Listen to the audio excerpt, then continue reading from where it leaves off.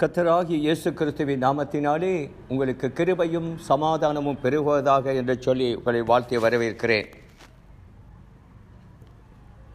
2 தீமோத்தேயு 3 அதிகாரம் 16, 17 வாக்கியங்கள் இவ்விதமாய் கூறுகிறது. வேத வாக்கியங்கள் எல்லாம் தேவ ஆவியினால் அருளப்பட்டிருக்கிறது. தேவனுடைய மனுஷன் தேறினவனாகவும் எந்த நற்கிரிகளை செய்ய தகுதியுள்ளவனாக இருக்கும்படியாக அவைகள் உபதேசத்துக்கும் கடிந்து கொள்ளுதலுக்கும் சீர்திருத்தலுக்கும் நீதியை படிப்பித்தலுக்கும் பிரயோஜனமுள்ளதாக இருக்கிறது. ஆமேன். ஆகவே இந்த வேளையிலும் கூட நாம் தேவ வசனத்தை குறித்து தியானிப்பதற்காக தெரிந்து கொண்ட பகுதியாக இருக்கிறது. உபவாசம் என்பது மனம் திரும்புதலுக்கும் தேவ சித்தத்தை அல்லது திட்டத்தை அறிந்து கொள்வதற்கே அன்றி சடங்காச்சாரமோ பாரம்பரியங்களுக்கோ அல்ல. இதனை குறித்து அநேகர் என்று பலவிதமான செய்திகளை கொடுக்கும்போது சத்தியத்தின்படி உங்களுக்கு செய்தியை கொடுப்பதற்கு நானும் முன்வந்துள்ளேன். ஆகவே இந்த வேளையிலே பழைய ஏற்பாட்டு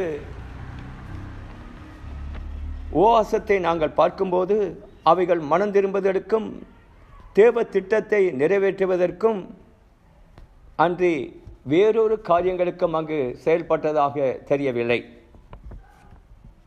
பழைய ஏற்பாட்டில் பலதரப்பட்ட உபவாசங்கள் பலரால் செய்யப்பட்டதை நாம் அறியலாம். நியாயாதிபதிகள் புத்தகம் 20:26 இஸ்ரவேல் புத்திரர் தங்களுக்குள் நடந்த அசம்பாவிதத்துக்காக அவர்கள் கர்த்தரை நோக்கி உபவாசம் பண்ணி ஜெபம் பண்ணி இந்த அசம்பாவிதத்தை தங்களிடத்திலிருந்து நீக்கும் பொருளாக நாங்கள் எவ்விதமாய் யுத்தம் செய்ய வேண்டும் என்பதை குறித்து அங்கே உபவாசம் பண்ணி தேவன் சித்தத்தை அறிந்து கொள்கிறார்கள். 1 சாமுவேல் 7 அதிகாரம் 1-10 வரை நாங்கள் பார்க்கும்போது இஸ்ரவேல் புத்திரர் அந்நிய தேவர்களை அவர்கள் ஆராதிக்கும் போது அந்த ஆராதனை விட்டு மனம் திரும்பும்படியாக கர்த்தர் அவர்களுக்கு எச்சரித்த போது அவர்கள் தங்கள் பொல்லாத வழிகளை விட்டு அசுரோத்தையும் அந்நிய தேவர்களையும் விட்டு மனம் திரும்பி மெய்த்தேவனாகிய கர்த்தரை ஆராதிக்கும் முகமாக அவர்கள் ஒருமனப்பட்டு உபவாசித்து அவர்கள் கர்த்தரை நோக்கி நிற்பதை காணக்கூடியதாக இருக்கிறது. 2 சாமுவேல் 12:16 பார்க்கும்போது தாவீது பிள்ளையானாருக்காக உபவாசம் பண்ணுகிறதை காண்கிறோம். நெகேமியாவை பார்க்கும்போது நெகேமியாவின் புத்தகம் நெகேமியா அலங்கம் இடிக்கப்பட்டதை மனதில் கொண்டு அந்த அலங்கத்தை தேவ சித்தத்தை நிறைவேற்றுவதற்காக உபவாசிப்பதை அங்கு காணக்கூடியதாக இருக்கிறது. ராஜாவின் கண்களில் தயவு கிடைக்கிறது. அவர் புறப்பட்டு போய் அலங்கத்தை கட்டுவதை காணக்கூடியதாக இருக்கிறது. யோனாவை தீர்க்கதரிசியின் புத்தகத்தை பார்க்கும்போது நினிவே ஜனங்கள் பாவத்தில் வாழ்கிறதை கர்த்தர் கண்டு அங்கே நினிவே ஜனங்களுடைய மீறுதலை அங்கு யோனாவுக்கு உணர்த்துகிறார். அங்கே அமிதாப்பின் குமாரனாகிய யோனாவுக்கு கர்த்தருடைய வார்த்தை உண்டாகி அவர், நீ எழுந்து மகா நகரமாகிய நினிவேவுக்கு போய் அதற்கு விரோதமாக பிரசங்கி அவருடைய அக்கிரமம் என் சமூகத்தில் வந்து எட்டினது என்றார். இதை கேட்ட யோனா அந்த செய்தியை நினிவேவுக்கு அறிவிக்காதபடிக்கு அவர் தப்பி ஓடுகிறார். நினிவேக்கு போகச் சொன்னவர் தர்சிசுக்கு தப்பி ஓடுகிறதை காணக்கூடியதாக இருக்கிறது. தர்சிசுக்கு தப்பி போன அந்த யோனாவை கப்பல் பிரயாணத்திலிருந்து கர்த்தர் மாற்றி யோனாவை திசை திருப்பி மறுபடியும் நினிவேக்கு அனுப்புகிறவராயிருக்கிறார். யோனா இராப்பகல் 3 நாள் மீனின் வயிற்றிலே இருந்து விண்ணப்பம் பண்ணுகிறார், உபவாசம் பண்ணுகிறார். அப்பொழுது கர்த்தர் மனமிணங்கி யோனாவை நினிவேயின் கடற்கரையிலே மீன் கக்கிவிட்டது. இப்பொழுது மகாநகரமாகிய நினிவேக்கு போய் 2ஆம் தரம் கர்த்தருடைய வார்த்தை யோனாவுக்கு உண்டாகி, நீ எழுந்து மகாநகரமாகிய நினிவேவுக்கு போய் நான் உனக்கு கற்பிக்கும் வார்த்தைகளை அதற்கு விரோதமாக பிரசங்கி என்றார். யோனா எழுந்து கர்த்தருடைய வார்த்தையின்படியே நினிவேவுக்கு போனான். நினிவே 3 நாள் பிரயாண விஸ்திரமான மகா பெரிய நகரமாயிருந்தது. யோனா நகரத்தில் பிரவேசித்து 1 நாள் பிரயாணம் பண்ணி இன்னும் 40 நாள் உண்டு அப்பொழுது நினிவே கவிழ்க்கப்பட்டு போகும் என்று கூறினான். அப்பொழுது நினிவேயுள்ள ஜனங்கள் தேவனை விசுவாசித்து உபவாசம் செய்யும்படி கூறினார்கள். பெரியோர் முதல் சிறியோர் மட்டும் ரட்டுடுத்தி கொண்டார்கள். இந்த செய்தி நினிவேயின் ராஜாவுக்கு எட்டின போது அவன் தன் சிங்காசனத்தை விட்டு எழுந்து தான் உடுத்தியிருந்த உடுப்பை கலட்டி போட்டு ரட்டை உடுத்தி கொண்டு சாம்பலில் உட்கார்ந்தான். மேலும் ராஜா தானும் தன் பிரதானிகளும் நிர்ணயம் பண்ணின கட்டளையாக நினிவே எங்கும் உள்ள மனுஷரும் மிருகங்களும் மாடுகளும் ஆடுகளும் ஒன்றும் ருசி பாராதிருக்கவும் மேயாமலும் தண்ணீர் குடியாமல் இருக்கவும் மனுஷரும் மிருகங்களும் ரட்டினால் மூடிக்கொண்டு தேவனை நோக்கி உரத்த சத்தமாய் கூப்பிடவும் அவரவர் தம் பொல்லாத வலியையும் தத்தம் கைகளில் உள்ள கொடுமைகளையும் விட்டு திரும்பவும் கடவார்கள். யாருக்கு தெரியும், நாம் அழிந்து போகாமல் இருப்பதற்கு ஒருவேளை தேவன் மனசாபப்பட்டு தம்முடைய உக்கிர கோபத்தை விட்டு திரும்பினாலும் திரும்புவார் என்று கூறச் சொன்னார். அவர்கள் தங்கள் பொல்லாத வழியை விட்டு திரும்பினார்கள் என்று தேவன் அவருடைய கிரியைகளை பார்த்து தாம் அவர்களுக்கு செய்வேன் என்று சொல்லியிருந்த தீங்கை குறித்து மனசாபப்பட்டு அதை செய்யாதிருந்தார். இப்பொழுது நினிவே ஜனத்துடைய உவாசத்தை பார்க்கும்போது தேவ சித்தத்தை தேவன் மாற்றவில்லை. பாவத்தின் கொடுமையினால் நினிவே அழியப் போகிறது என்று சொல்கிறார். ஜனங்கள் மனம் திரும்புகிறார்கள். தங்களுடைய பொல்லாத வழிகளை விட்டு மனம் திரும்பி உவாசம் பண்ணி மனம் திரும்பி ஜெபம் பண்ணும்போது கர்த்தர் மனஸ்தாபப்பட்டு இவருடைய மனம் திரும்புதல் நிமித்தமாக இவர்கள் மேல் கிருபை கொண்டு அந்த பேரழிவிலிருந்து நினிவேயை பாதுகாத்தார். இதே நிலைமையை நாங்கள் சோதம் கொமராவுக்கு பார்க்கும்போது இதே பாவத்தை உடைய சோதம் கொமரா அதனையும் தீர்க்கதரிசி மூலமாக ஆபிரகாம் மூலமாக தேவன் அறிவிக்கின்றார். சோதம் கொமரா அழியப் போகுது என்று சொல்லுகிறார். சோதம் கொமராவுக்காக அங்கே ஆபிரகாம் பரிந்து பேசுகிறார்.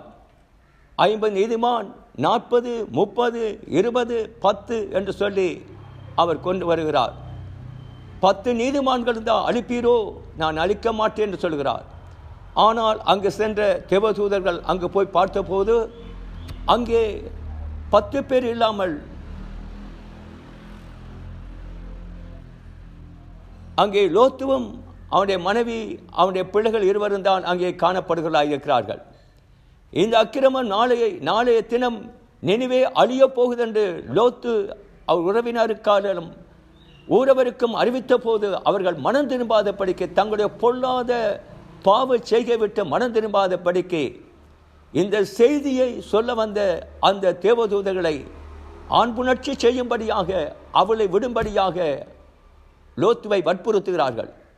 லோத்து பாவமறியாத தன் 2 பெண் பிள்ளைகள் கன்னிகைகளை கொடுத்து இவர்களுக்கு வேண்டுமானதை செய்யுங்கள், அந்த மனுஷரையோ ஒன்று செய்ய வேண்டாம் என்று சொல்ல போது அவர்கள் லோத்துக்கு விரோதமாக பரதேசியாய் வந்தவனே, நீ என்ன எங்களுக்கு புத்தி சொல்வதென்று சொல்லி அவனை கடிந்து கொண்டு அவர்கள் அந்த மனுஷரை எங்களுக்கு தாய் என்று சொல்லி வற்புறுத்தும் போது அவர்கள் தேவதூதர் கையை நீட்டுகிறார்கள்.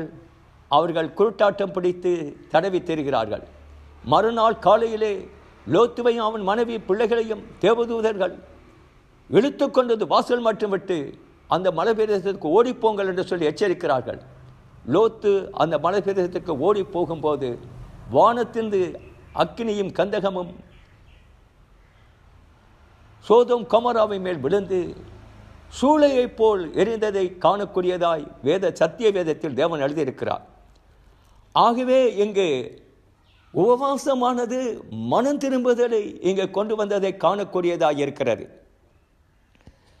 இங்கே நெகேமியாவை பார்க்கும்போது எஸ்தரை பார்க்கும்போது அவர்கள் தேவ சித்தத்தை தேவ திட்டத்தை நிறைவேற்றுவதற்காக உபவாசம் பண்ணுகிறதை காணக்கூடியதாக இருக்கிறது. தானியேலை பார்க்கும்போது தேவ சித்தத்தை தேவ திட்டத்தை நிறைவேற்றத்தக்கதாக தானியேல் உபவாசம் பண்ணியதை காணக்கூடியதாக இருக்கிறது. இந்த பழைய ஏற்பாட்டு உபவாசமும் விசுவாசமும் ஜனங்களை பாவத்திலிருந்து மனம் திரும்ப செய்ததும் தேவ சித்தத்தை நிறைவேற்றுவதற்காகவே அவர்கள் உபவாசம் பண்ணினார்களே தவிர வேறு எந்த ஒரு காரியத்துக்காகவும், சடங்காச்சாரத்துக்காகவோ, சம்பிரதாயத்துக்காகவோ, கடமைக்காகவோ, பேருக்காகவோ, புகழ்ச்சிக்காகவோ அவர்கள் செய்யவில்லை என்பது திட்டமும் தெளிவுமாயிருக்கிறதை நாங்கள் வேதத்தில் காணலாம். புதிய ஏற்பாட்டுக்கு நாங்கள் வரும்போது, புதிய ஏற்பாட்டில் கர்த்தராகிய இயேசு கிறிஸ்துவானவர் உபவாசத்தை குறித்து சொல்லும்போது அவர் சொல்கிற காரியமானது மத்தேயு எழுதின சுவிசேஷம் 6ஆம் அதிகாரம், மனுஷர் காண வேண்டும் என்று அவளுக்கு முன்பாக நீங்கள் தர்மத்தை செய்யாதபடிக்கு எச்சரிக்கையாயிருங்கள். செய்தால் பரலோகத்திலிருக்கிற உங்கள் பிதாவிடத்தில் உங்கள் பலன் இல்லை. ஆகையால் நீ தர்மம் செய்யும் போது மனுஷரால் புகழப்படுவதற்கு மாயக்காரர் ஆலயங்களில் வீதிகளிலும் செய்கிறது போல உனக்கு முன்பாக தாரை ஊதுவியாதே, அவர்கள் தங்கள் பலனை அடைந்து தீர்ந்தது என்று மெய்யாகவே உங்களுக்கு சொல்லுகிறேன். நீ தர்மம் செய்யும் போது உன் தர்மம் அந்தரங்கமாயிருப்பதற்கு உன் வழக்கை செய்கிறதை உன் இடக்கை அறியாதிருக்க கடவது. அப்பொழுது அந்தரங்கத்தில் பார்க்கிற உன் பிதா தாமே உனக்கு வெளியரங்கமாய் பலனளிப்பார். அன்றியும் நீ ஜெபம் பண்ணும்போது மாயக்காரரை போல் ஜெபம் பண்ண வேண்டாம். மனுஷர் காணும்படியாக அவர்கள் ஜெப ஆலயங்களிலும் வீதிகளிலும் சந்திகளில் நின்று ஜெபம் பண்ண விரும்புகிறார்கள். அவர்கள் தங்கள் பலனை அடைந்து தீர்ந்தது என்று மெய்யாகவே உங்களுக்கு சொல்லுகிறேன். நீ ஜெபம் பண்ணும்போது உன் அறை வீட்டுக்குள் பிரவேசித்து உன் கதவை பூட்டி அந்தரங்கத்திற்கிற உன் பிதாவை நோக்கி ஜெபம் பண்ணு. அப்பொழுது அந்தரங்கத்தில் பார்க்கிற உன் பிதா வெளியரங்கமாய் உனக்கு பலனளிப்பார். அன்றியும் நீ ஜெபம் பண்ணும்போது அஞ்ஞானிகளைப் போல் வீண் வார்த்தைகளை அலப்பாதீங்கள். அவர்கள் அதிக வசனிப்பினால் தங்கள் ஜெபம் கேட்கப்படும் என்று நினைக்கிறார்கள். அவர்களைப் போல் நீங்கள் ஜெபம் பண்ணாதீர்கள். உங்கள் பிதாவை நோக்கி நீங்கள் வேண்டிக் கொள்வதற்கு முன்னமே உங்களுக்கு இன்னது தேவை என்று அவர் அறிந்திருக்கின்றார்.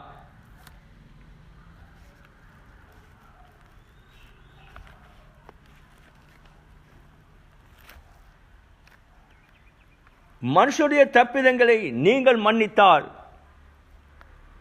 உங்கள் தப்பிதங்களை உங்கள் பரமபிதா மன்னிப்பார். மனுஷருடைய தப்பிதங்களை நீங்கள் அவளுக்கு மன்னியாதிருந்தால் உங்கள் தப்பிதங்களை பிதா உங்களுக்கு தப்பிதங்களை மன்னியாதிருப்பார். நீங்கள் உபவாசம் பண்ணும்போது மாயக்காரரை போல் முகவாடலாய் இராதேயுங்கள். அவர்கள் உபவாசிக்கிறதை மனுஷர் காணும் பொருட்டாக தங்கள் முகங்களை வாட பண்ணுகிறார்கள். அவர்கள் தங்கள் பலனை அடைந்து தீர்ந்ததென்று மெய்யாகவே உங்களுக்கு சொல்லுகிறேன். நீயோ உபவாசிக்கும் போது அந்த உபவாசம் மனுஷருக்கு காணப்படாமல் அந்தரங்கத்திருக்கிற உன் பிதா காணும்படியாக உன் தலைக்கு எண்ணெய் பூசு, உன் முகத்தை கழுவு. அப்பொழுது அந்தரங்கத்தில் பார்க்கிற உன் பிதா உனக்கு வெளியரங்கமாக பலனளிப்பார். இங்கே நாங்கள் பார்க்கிறோம், தர்மம் செய்வதை குறித்தும்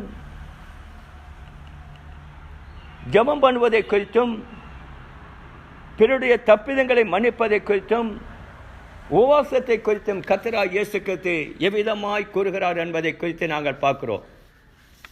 அங்கு உபவாசத்தை குறித்து அவர் பேசும்போது, நீயோ உபவாசம் பண்ணும்போது அந்த உபவாசம் மற்றவர்களுக்கு காணப்படாமல் அந்தரங்கத்திருக்கிற உன் பிதாவுக்கு காணப்படுவதற்காக உன் தலைக்கு எண்ணெய் பூசி உன் முகத்தை கழுவு. அப்பொழுது அந்தரங்கத்தில் பார்க்கிற உன் பிதா வெளியரங்கமாய் பலனளிப்பார். இன்றைய நாட்களில் செய்யப்படும் உபவாசம் இவ்விதமாய் இருக்கிறதா? மனுஷர் காணும்படியான உபவாசமா, தேவன் காணப்படும்படியான உபவாசமா? மனுஷர் காணும்படியான உபவாசங்களை நாங்கள் செய்யும்போது அந்த உபவாசமானது தேவனிடத்தில் பலனை கொண்டு வரப்பட முடியாது. தேவன் காணும்படியான உபவாசத்தை பண்ணும்போது தேவனிடத்தில் பலனை பெற்றுக்கொள்ளத்தக்கதாக இருக்கிறது. ஆகவே அங்கே நினிவேயின் ஜனங்களை பார்க்கும்போது தங்கள் பொல்லாத வழிகளை விட்டு மனம் திரும்பத்தக்கதாக அவர்கள் முழு நினிவே ஜனமும் அங்கு உபவாசம் பண்ணியதை காணக்கூடியதாக இருக்கிறது. ஜனங்கள் உபவாசம் பண்ணிய போது ராஜா அதனை கேள்விப்பட்டு ராஜாவும் பிரதானிகளுமாக உபவாசம் பண்ணுவதும் அன்றி தன் தேசத்தில் இருக்கிற எந்த ஒரு மிருகஜீவனும் யாதொன்றும் புசிக்கக்கூடாது, மேய்ச்சலை காணக்கூடாது என்று சொல்லி முழு நினைவையுள்ள உயிரினங்கள் அத்தனையும் உபவாசம் பண்ணுகிறதை ராஜாவின் கட்டளையை தேவன் பார்க்கிறார். இவர்கள் உபவாசம் பண்ணுகிறார்கள், தங்கள் பொல்லாத வழிகளை விட்டு மனம் திரும்புகிறார்கள், கர்த்தரிடத்தில் திரும்புகிறார்கள் என்பதை பார்த்து அவர்கள் கர்த்தரிடத்தில் திரும்பிய போது தேவன் அவருடைய கிரிகையை கண்டு மனசாபப்பட்டு அவளுக்கு வர இருந்த ஆக்கினையை நீக்கி அவளை தப்பிவித்த தேவனாயிருந்தார். ஆனால் இதே நிலைமை, இதே பாவத்தை உடைய சோதோம் கொமோரா தங்கள் பாவங்களை விட்டு மனம் திரும்பப்பட முடியாதபடிக்கு இன்னுமான அக்கிரமத்தை நான் செய்வேன், இன்னுமான காரியங்களை செய்வேன் என்று சொல்லி அடம்பிடித்து நின்ற சோதோம் கொமோரா மக்கள் முற்றுமாக அழிக்கப்பட்டதை அங்கே காண்கிறோம். அங்கு லோத்துவும் அவனுடைய மனைவி அவருடைய பிள்ளைகள் இருவரை தவிர வேறு ஒருவரும் அந்த சோதோம் கொமோரா பட்டணத்தில் தப்பாதபடிக்கு அழிந்து போகப்பட்டார்கள். இது தேவனுடைய நியாய தீர்ப்பு. ஆகவே சகோதரனே, சகோதரியே, என்னுடைய முன்னேற்றமான வாழ்க்கையிலே இருக்கிறதான மனம் திரும்புதல் தேவையாக இருக்கிறது. இந்த நாட்களில் உபவாசம் பண்ணுவது நல்லது. இந்த உபவாசமானது என்ன நோக்கத்துக்காக நாங்கள் செய்கிறோம் என்பதை குறித்து அதிலே கவனத்தை செலுத்த வேண்டியவர்களாய் நாங்கள் இருக்கிறோம். எங்களுடைய உபவாசமானது மனம் திரும்புதற்கேற்ற உபவாசமா, அல்லது தேவ சித்தத்தை திட்டத்தை அறிந்து கொள்வதற்கான உபவாசமா, இல்லையே சடங்காச்சாரமோ பாரம்பரியங்களுக்கு ஒத்த உபவாசமாக இருக்கிறதா? இவைகள் சடங்காச்சாரத்துக்கோ பாரம்பரியத்துக்கோ ஒத்த உபவாசமாக இருந்தால் எந்த ஒரு பலனும் இல்லாமல் போகிறது. தேவ சித்தத்தை அறிந்து கொள்ளும்படியாக உபவாசம் பண்ணலாம். அப்படி செய்த காரியங்களை நாங்கள் காணக்கூடியதாய், வேதத்திலே காணக்கூடியதாய் இருக்கிறது. அப்படிப்பட்ட உபவாசங்களை நாங்கள் பார்க்கும்போது அப்போஸ்தலனாகிய பவுல் மனம் திரும்புதலை குறித்து பார்க்கிறோம். அப்போஸ்தலர் 9ஆம் அதிகாரம் 9ஆம் வாக்கியம், பவுல் 3 நாள் பார்வை இல்லாதவனாகவும் புசியாமலும் குடியாமலும் இருந்தான். அங்கே பவுல் கிறிஸ்தவர்களுக்கு எதிராக புறப்பட்டு போகிறார், கொலை செய்யும்படியாக. தேவ தண்டனை அங்கு வந்தது. தேவ தண்டனையிலே அடிக்கப்பட்டார். அதன் பிற்பாக பவுல் மனம் திரும்புகிறதை காணக்கூடியதாக இருக்கிறது. பவுல் மனம் திரும்பினார். கிறிஸ்தவர்களை கொலை செய்வதை விட்டு கிறிஸ்துவுக்கு சாட்சியாக தன்னை ஒப்புக் கொடுத்தார். அனனியா வந்து பவுல் மேல் கரத்தை வைக்கும் போது அனனியாவுடைய கண்கள், பவுலுடைய கண்கள் திறக்கப்பட்டது. அப்பொழுது பவுல் எழுந்து திருமுழுக்கு பெற்று பரிசுத்தாவின் நிரப்பப்பட்டு தேவ சித்தத்தை நிறைவேற்றுவதற்காக தம்மை ஒப்புவித்ததை காணக்கூடியதாக இருக்கிறது. அப்போஸ்தலர் நடவடிக்கை புத்தகம் 10ஆம் அதிகாரம் 30ஆம் வாக்கியம் 33 பார்க்கும்போது, 4 நாட்களுக்கு முன்னே நான் உபவாசி ஜெபம் பண்ணி கொண்டிருந்த போது தேவதூதன் ஒருவன் தோன்றி யோப்பா பட்டணத்தில் இருக்கிற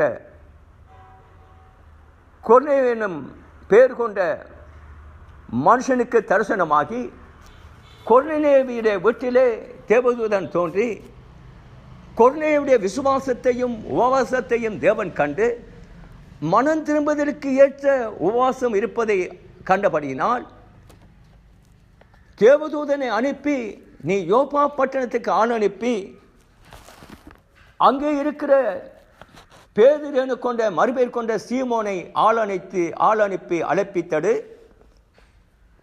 அவன் வந்து உனக்கு மனமாற்றத்துக்கான செய்திகளை பிரசங்கிப்பான் என்று சொல்லி அங்கே தேவதூதனால் சொல்லப்பட்டது. இப்பொழுது இத்தாலியா பட்டணத்தில் இருந்த கொர்நேலியு என்பவர் யோப்பா பட்டணத்துக்கு ஆள் அனுப்பி பேதுருவை யோப்பாவிலிருந்து இத்தாலியா பட்டணத்துக்கு வரவழைக்கிறார். பேதுரு வந்து கர்த்தராகிய இயேசுவை குறித்து பிரசங்கித்த போது அந்த பிரசங்கத்தை விசுவாசத்தின் ஊடாக கேட்ட கொர்நேலியுவும் அவனோடு கூட அவன் வீட்டார் அனைவரும் பரிசுத்த ஆவியினால் நிரப்பப்பட்டு தேவ மகிமையை அங்கே வெளிப்படுத்துகிறார்கள். அப்பொழுது பேதுரு சொல்கிறார், நம்மை போல பரிசுத்த ஆவியை பெற்ற இவர்களுக்கு எவனாகிலும் தண்ணீரை தடை செய்யலாமா என்று சொல்லி தண்ணீர் முழுக்கு ஞானஸ்தானத்தை அங்கு கொடுக்கிறார்கள். அவர்கள் உபவாசம் பண்ணி ஜெபித்த போது அவருடைய விசுவாசத்தை, கொர்நேலியுடைய விசுவாசத்தை தேவன் கண்டு மனமாற்றத்துக்கான ஒரு காரியத்தை அங்கு கொண்டு வருகிறார். பேதுரு வந்து அவளுக்கு உபதேசம் பண்ணும்போது அவர்கள் மேல் பரிசுத்த ஆவியானவர் இறங்கினார். அவர்கள் எல்லாரும் அந்நிய பாஷையை பேசி பரிசுத்தாவில் நிரப்பப்பட்டார்கள். அப்பொழுது நம்மை போல பரிசுத்தாவியை பெற்ற இவர்களுக்கு எவனாக தண்ணீரை விளக்கலாமா என்று சொல்லி அங்கே மனதிருவதற்கான ஞானஸ்தானத்தை, தண்ணீர் முழுக்க ஞானஸ்தானத்தை பேதுரு கொடுக்கிறவராக இருக்கிறார். அதன் பிற்பாடு நாங்கள் அப்போஸ்தலர் நடவடிக்கை புத்தகம் 13ஆம் அதிகாரம் 1-3 வரை வாசிக்கும் போது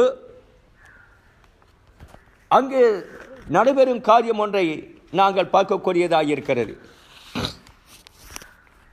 அந்தியோகியா பட்டணத்திலுள்ள சபையிலே பர்னபாவும் நீகார் எனப்பட்ட சிமியோனும் சீரேனே ஊராகிய லூகியும் காட்பங்கு தேசாதிபதியாக ஏரோது கூட வளர்க்கப்பட்ட மனாயினும் சவுலும் தீர்க்கதரிசிகளாயும் போதகர்களாயும் இருந்தார்கள்.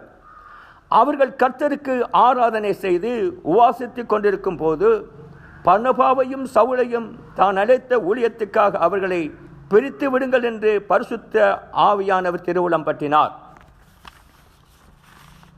அப்பொழுது உவாசித்து ஜெபம் பண்ணி அவர்கள் மேல் கைகளை வைத்து அவளை அனுப்பினார்கள். அப்படியே அவர்கள் பரிசுத்த ஆவியினால் அனுப்பப்பட்டு செலுக்கியா பட்டணத்துக்கு வந்து கப்பல் ஏறி அங்கிருந்து சீப்புரு தீவுக்கு போனார்கள்.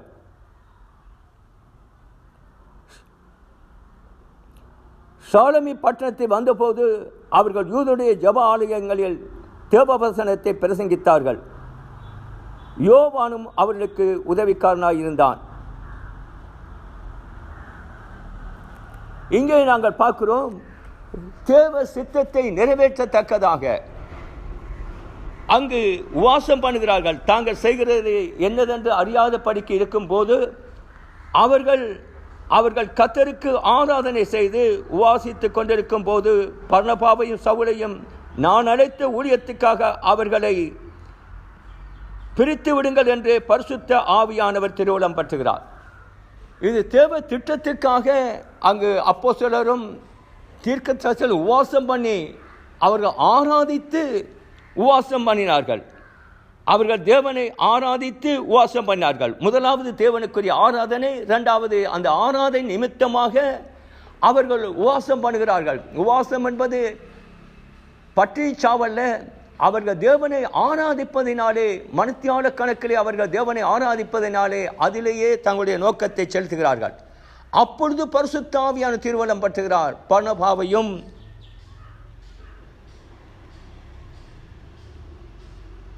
சவுலையும் நான் அழைத்த ஊழியத்துக்காக அவர்களை பிரித்து விடுங்கள் என்று பரிசுத்த ஆவியான திருவலம் பற்றுகிறதை காணக்கூடியதாக இருக்கிறது. அப்படி அவர்கள் பரிசுத்த ஆவியினால் அனுப்பப்பட்டு அவர்கள் பட்டணத்துக்கு வந்து கப்பல் ஏறி சீப்புரு தீவுக்கு போய் அங்கே கர்த்தருடைய ஊழியத்தை செய்யக்கூடியதை காணக்கூடியதாக இருக்கிறது. இப்படியாக புதிய ஏற்பாட்டில் நாங்கள் பார்க்கும்போது கர்த்தராகிய இயேசுவினிடத்தில் வந்த அந்த மனுஷன் கூறுகிறான், என்னுடைய மகன் தண்ணீரிலும் விழுந்து போகிறான், அவனுக்கு வலிப்பு நோய் ஏற்படுகிறது, நான் உம்முடைய சீசரிடத்தில் கொண்டு வந்தேன், அவர்களால் அது கூடாமல் போயிட்டு.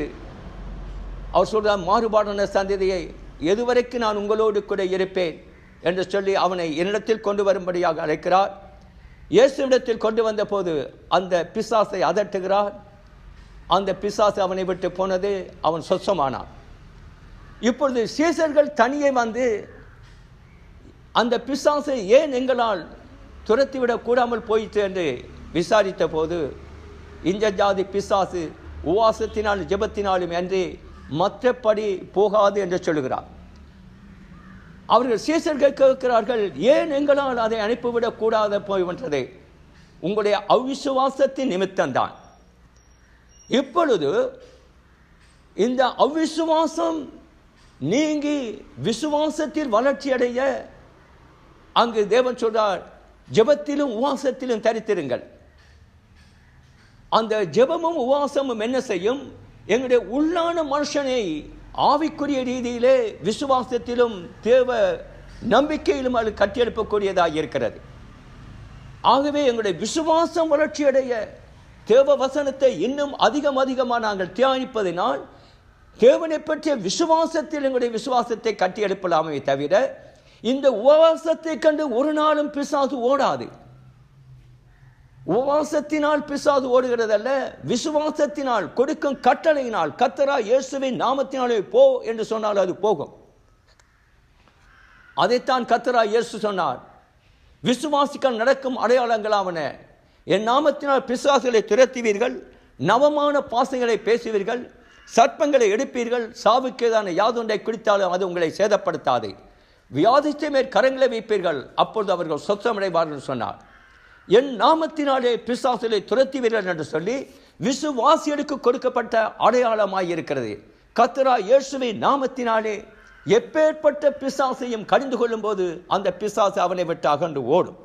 ஏனெனில் கர்த்தராகிய இயேசுவின் நாமத்துக்கு அவ்வளவு பயம் உள்ளதாய் இருக்கிறது.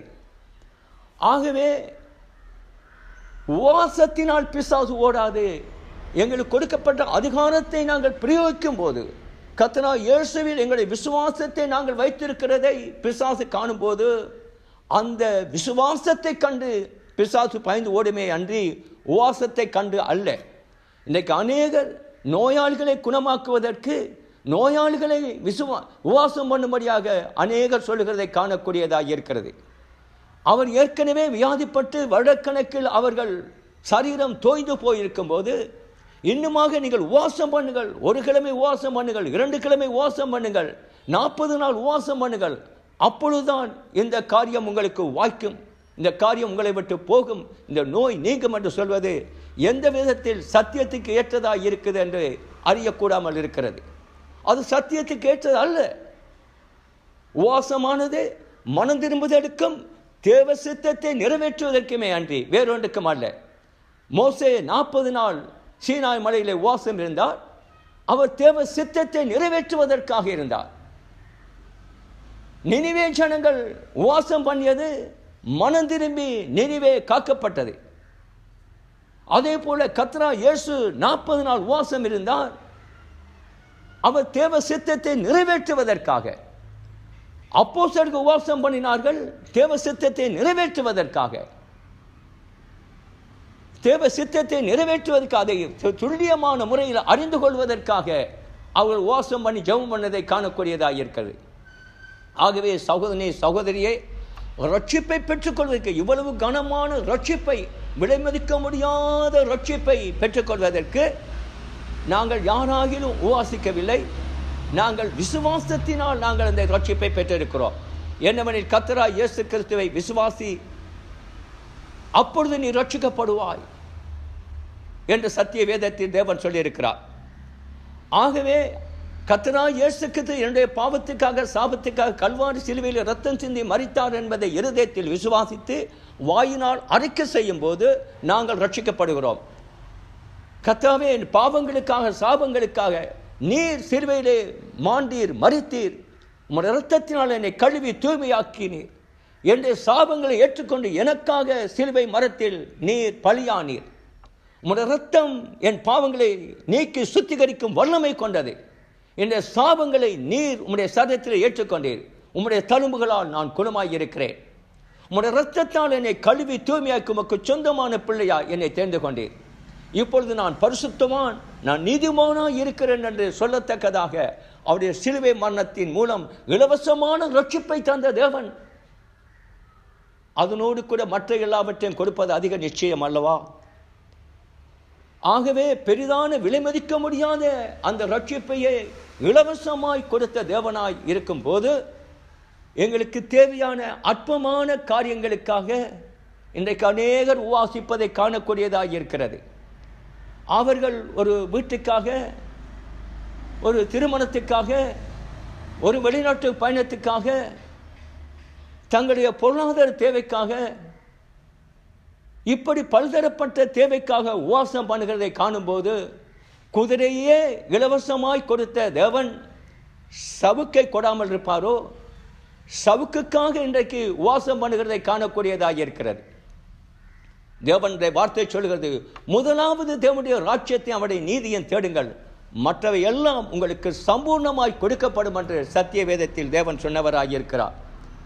ஆகவே சகோதரனே சகோதரியே, இந்த உபவாசத்தை கனமாக எண்ணி மனம் திரும்புவதற்கேற்ற காரியங்களை நாங்கள் எங்களுக்குள் இருக்கும் என்று சொன்னால், அந்த மனம் திரும்பலை ஏற்றுக்கொண்டு இந்த 40 நாள் உபவாசம் முடியும் போது மனம் திரும்பி யோவான் ஸ்நானகத்தில் தங்கள் பாவங்களை அறிக்கை செய்து அவர்கள் மனம் திரும்பி திருமுழுக்கு பெற்றது போல நீயும் மனம் திரும்பி திருமுழுக்கு பெற்றால் அது உனக்கு ரட்சிப்பை கொண்டு வருகிறதா இருக்கும். இல்லையே வருடா வருடம் அனுசரிக்கிறது போல வருடா வருடம் நீ உபவாசத்தை அனுசரித்துக் கொண்டிருப்பாய். உன்னுடைய உபவாசம் எதுக்குமே பிரயோஜனமற்றதாய் போய்விடும். ஆகவே நினிவே ஜனம் மனம் திரும்பியது போல உன் உபவாச நாட்கள் முடியும் பட்சத்தில் நீ கர்த்தராய் இயேசுவை உன் வாழ்க்கையை சொந்த இரட்சகராய் ஏற்றுக்கொண்டு விசுவாசித்து அறிக்கை செய்து திருமுழுக்கு பெற்று உன்னுடைய ரட்சிப்பை காத்துக்கொள்ளும்படியாக நீ செய்தால் நலமாய் இருக்கும். அடுத்த கட்டமானது விசுவாசிகனாய் இருக்கிற நாங்கள் கர்த்தராய் இயேசுவை இரட்சகராய் ஏற்றுக்கொண்டு விசுவாசித்து அறிக்கை செய்து திருமுழுக்கு பெற்றவர்களாய் இருக்கிற நாங்கள் தேவ சித்தத்தை அறிந்து கொள்வதற்காக நாங்கள் உபவாசம் பண்ணி ஜெபம் பண்ணி அந்த சித்தத்தை பரிசுத்த ஆவியான திருவிழம் பற்றும்படியாக ஆவியான வெளிப்படையாக நம் மத்தியில் பேசும்படியாக நாங்கள் உபவாசம் பண்ணும்போது தேவ சித்தத்தை திட்டத்தை வெளிப்படுத்தி நாம் நடைமுறைப்படுத்தத்தக்கதாக தேவ ஆவியானவர் நம் மத்தியில் கிரியை செய்ய வல்லவராக இருக்கிறார். ஆகவே சகோதரனே சகோதரியே, இந்த உபவாச நாட்களை நீ கவனமாக பிரயோகித்தால் அது உனக்கு ஆசீர்வாதமாக இருக்கும். அதை சடங்காச்சாரத்துக்கோ சம்பிரதாயத்துக்கோ அல்லாதபடிக்கு ஒன்றில் மனம் திரும்ப வேண்டும். இல்லையே தேவ சித்தத்தை நீ அறிந்து கொள்ளும்படியாக உபவாசம் பண்ண வேண்டும். அதை விட்டு சடங்காச்சாரத்துக்கும் காலாகாலமாக பின்பற்றி வருகிற சடங்காச்சாரத்துக்கும் கலாச்சார நிகழ்வாக இதை பயன்படுத்தினால் எந்த ஒரு பிரயோசனம் இல்லை. ஆகையால் 1 தெசலோனிக்கேயர் 5:22 சொல்கிறது போல எல்லாவற்றையும் சோதித்து பார்த்து நலமானதை பிடித்துக் கொள்ளுங்கள் என்று பவுல் அப்போஸ்தலர் தெசலோனிக்கே புத்தகத்திலே அங்கு எழுதுகிறவராக இருக்கிறார். ஆகவே எல்லாவற்றையும் சோதித்து பார்த்து நலமானதை பிடித்துக் கொள்ளுங்கள் என்று சொல்லி கர்த்தராகிய இயேசுவின் நாமத்தில் உங்களை வாழ்த்தி உங்களை வரவேற்று உங்களுக்கு இந்த நல்ல செய்தியை உங்கள் முன்னிலையில் வைக்கிறேன். கர்த்தர் தாமே உங்களை ஆசீர்வதிப்பாராக. ஜெபம் பண்ணுவோம். மகா கிருபையும் இரக்கம் நிறைந்த நல்ல பிதாவே, இந்த செய்தியை கேட்கிற ஒவ்வொருடைய வாழ்க்கையிலும் ஒரு பெரிய மாற்றத்தை நீங்கள் கொண்டு வரும்படியாக செபிக்கிறேன். சத்தியாவியாய் தேவனே, நீங்கள் செயல்படாவிட்டால் எந்த ஒரு மனுஷனும் மனம் திரும்பப்பட முடியாது ஐயா. ஆகவே தகப்பனே, நீங்கள் ஒவ்வொரு மனுஷனுடைய வாழ்க்கையிலும் செயல்பட்டு ஒரு பெரிய மாற்றத்தை கொண்டு வரும்படியாக கிரியை செய்யும்படியாக இந்த செய்தியை கேட்கிற ஒவ்வொருவரையும் உம்முடைய பரிசுத்தமான கருத்தில் ஒப்புக் கொடுக்கிறேன். கர்த்தராகிய இயேசுவின் நாமத்தில் நல்ல தகப்பனே, ஆமேன், ஆமேன், ஆமேன். மீண்டுமாக அடுத்த பதிவில் நாங்கள் சந்திப்போம்.